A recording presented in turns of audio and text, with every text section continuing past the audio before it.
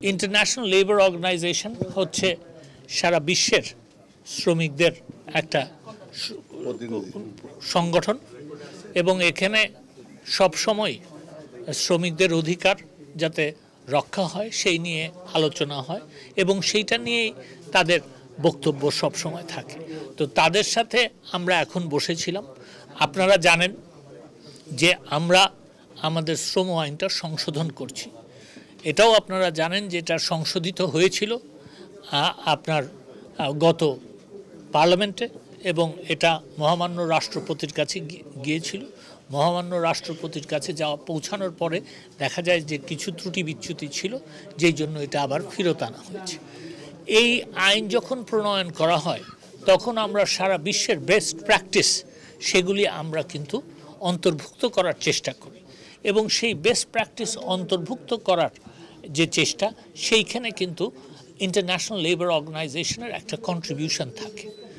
আপনারা এও জানেন যে এর পাশাপাশি ইন্টারন্যাশনাল লেবার অর্গানাইজেশনের যে গভর্নিং বডি সেখানে বাংলাদেশের শ্রমিক অধিকার নিয়ে কিছু দেশ নালিশ করেছিল 2019 সালে এবং সেই নালিশের পরে আমরা বহুবার আইএলওর গভর্নিং বডির মিটিংয়ে বলেছি যে শ্রমিকদের অধিকার আমাদের দেশে শুধু রক্ষাই হয় নাই, শ্রমিকদের অধিকার আরও সুদৃঢ় হয়েছে এবং সেই পরিপ্রেক্ষিতে আমাদের এই যে আমাদের বিরুদ্ধে যে অহেতুক যে নালিশ করা হয়েছে এটার একটা শেষ হওয়া উচিত। তো সেই প্রেক্ষিতে এবং আমাদের এই শ্রম আইন নিয়ে কথা বলার ব্যাপারে আমরা তাদের সাথে আজকে বসেছিলাম এবং যতক্ষণ পর্যন্ত আমরা শ্রম আইনটাকে সঠিকভাবে যেই সংশোধন করছি, আমাদের সংশোধন যতক্ষণ পর্যন্ত সম্পূর্ণ না হবে ততক্ষণ পর্যন্ত আমরা কিন্তু স্টেক হোল্ডার এবং আন্তর্জাতিক যেসব সংস্থা আছে যারা শ্রমিকদের অধিকারের কথা বলে তাদের কথা শুনব।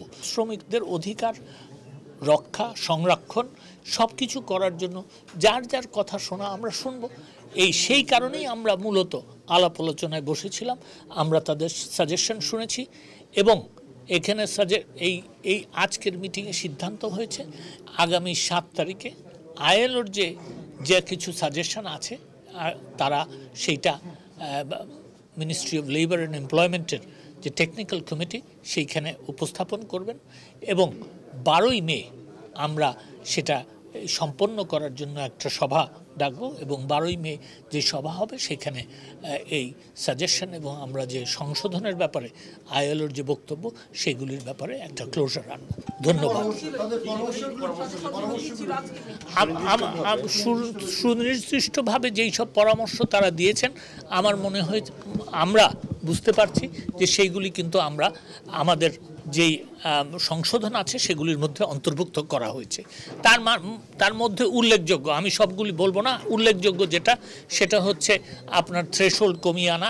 আপনারা আগেও জানেন, আমি আগেও বলেছি যে থ্রেশহোল্ড কমিয়ে আনার ব্যাপারে আমরা আগে 20% থেকে 15% নামিয়ে এনেছিলাম, কিন্তু সেটা যেই ফ্যাক্টরি 3000 বা তার উপরে শ্রমিক আছে সেখানের জন্য প্রযোজ্য হওয়ার কথা, সেটা আমরা সংশোধন করে এখন সকল ফ্যাক্টরির জন্য এই 15% থ্রেশহোল্ড মানে 15% শ্রমিকরা রাজি হলেই একটা ট্রেড ইউনিয়ন তারা গঠন করতে পারবে। সেই প্রস্তাবটা আমরা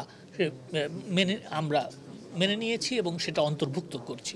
তো এটাই মূলত একটা উল্লেখযোগ্য সংশোধন।